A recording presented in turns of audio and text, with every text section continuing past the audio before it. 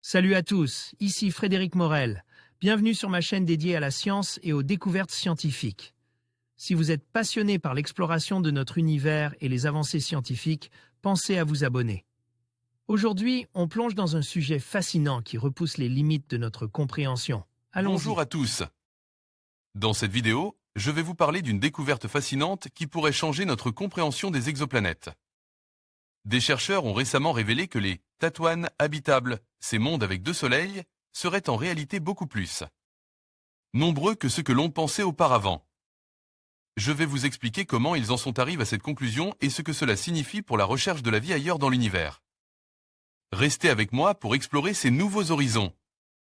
On ne sait toujours pas si les lois de la physique autorisent un saut dans l'hyperespace comme dans Star Wars, mais on sait qu'elles permettent l'existence d'exoplanètes autour d'étoiles doubles.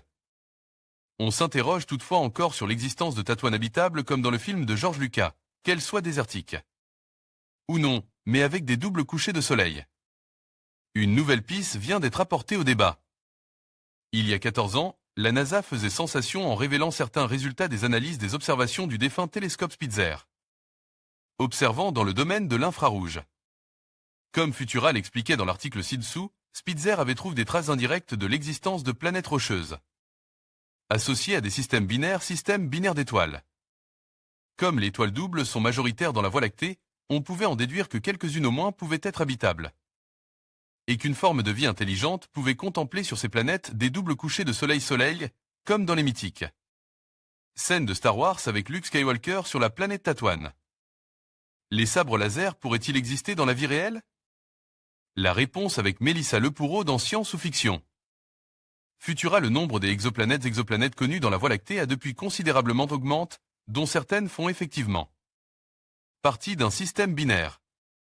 Si la formation planétaire semble bel et bien la règle autour d'étoiles, cela n'avait rien d'évident avec l'étoile double, car on pouvait penser que les attractions des 2 étoiles pouvaient provoquer des phénomènes peu propices à la formation ou à la survie de planètes, notamment à cause de collisions provoquées par la manifestation de la théorie du chaos en mécanique céleste.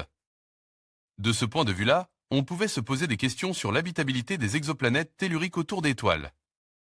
Les variations des orbites et des rotations de ces exoplanètes n'allaient-elles pas souvent provoquer des changements drastiques et chaotiques de climat ou d'habitabilité, transformant par exemple une planète autrefois habitable en planète de glace et tuant toute vie? Des chercheurs travaillant avec les données du Transiting Exoplanet Survey Satellite, TESS, de la NASA ont découvert il y a quelques années la première planète circumbinaire de la mission, un monde en orbite autour de 2 étoiles. La planète, appelée TOI 1338b, est environ 6,9 fois plus grande que la Terre, soit entre les tailles de Neptune et de Saturne. Elle se trouve dans un système situé à 1300 années-lumière, dans la constellation de Pictor. Les étoiles du système forment une binaire à éclipse, qui se produit lorsque les compagnons stellaires tournent autour dans notre plan de vision. L'un est environ 10% plus massif que notre Soleil, tandis que l'autre est plus froid, plus sombre et ne représente qu'un tiers de la masse du Soleil. Les transits de TOI 1338b sont irréguliers, tous les 93 à 95 jours, et varient en profondeur et en durée grâce au mouvement orbital de ces étoiles. Pour obtenir une traduction en français assez fidèle, cliquez sur le rectangle blanc en bas à droite. Les sous-titres en anglais devraient alors apparaître. Cliquez ensuite sur l'écrou à droite du rectangle, puis sur Sous-titres, et enfin sur Traduire automatiquement. Choisissez Français. Goddard Space Flight Center de la NASA, les systèmes planétaires aiment-ils se diriger vers une configuration ordonnée? Un article récemment publié dans The Astronomical Journal et en accès libre sur ARXIV par Malna Rice, professeur adjoint d'astronomie à la faculté des arts et des sciences de Yale, auteur principal de la nouvelle étude, et ses collègues Constantin Gerbig, doctorant en astrophysique à Yale et Andrew Vanderburg, professeur adjoint de physique au MIT, Massachusetts Institute of Technology, est intéressant à cet égard pour l'exobiologie. Comme l'explique le communiqué de Yale accompagnant la publication dans The Astronomical Journal, il y a, selon ses auteurs, plus de planètes respectueuses du climat dans les systèmes d'étoiles binaires qu'on ne le pensait auparavant. Ce qui fait dire à Malna Rice que nous montrons, pour la première fois, qu'il existe une accumulation inattendue de systèmes où tout est aligné. Les planètes tournent précisément dans la même direction que la première étoile, et la deuxième étoile tourne autour de ce système, sur le même plan que les planètes. Cela pourrait indiquer que les systèmes planétaires aiment se diriger vers une configuration ordonnée. C'est également une bonne nouvelle pour la vie qui se forme dans ces systèmes. Les compagnons stellaires qui sont alignés différemment peuvent faire des ravages sur les systèmes planétaires, les bouleverser ou réchauffer les planètes au fil du temps. L'équipe de chercheurs a découvert que 9 des 40 systèmes étudiés, notamment dans les données du satellite Gaia, de ESA, présentaient un alignement parfait. Pour ceux qui seraient intéressés par ce que verrait vraiment une forme de vie intelligente sur une Tatooine tempérée, le communique. De Yale est particulièrement clair sur ce sujet. Durant certaines saisons de l'année, il faisait jour continuellement, avec une étoile éclairant un code de la planète, tandis que l'autre étoile éclairait l'autre moitié de la planète. Mais cette lumière du Soleil ne serait pas toujours brûlante, car l'une des étoiles serait beaucoup plus éloignée. À d'autres saisons de l'année, les deux soleils éclairaient le même code de la planète, l'un apparaissant beaucoup plus grand que l'autre. Sommes-nous seuls dans l'univers? Vous vous êtes peut-être déjà posé la question. On peut trouver des réponses dans les films, la littérature ou les bandes dessinées. De science-fiction et notre imaginaire est peuple de créatures extraterrestres. Mais que dit la science à ce sujet? Le site Astrobio-Éducation vous propose de partir à la découverte de l'exobiologie, une science interdisciplinaire qui a pour objet l'étude de l'origine de la vie et sa recherche ailleurs dans l'univers. À travers un parcours pédagogique divisé en 12 étapes, des chercheurs et chercheuses de différentes disciplines vous aideront à comprendre comment la science s'emploie à répondre aux fascinantes questions des origines de la vie et de sa recherche ailleurs que sur la Terre.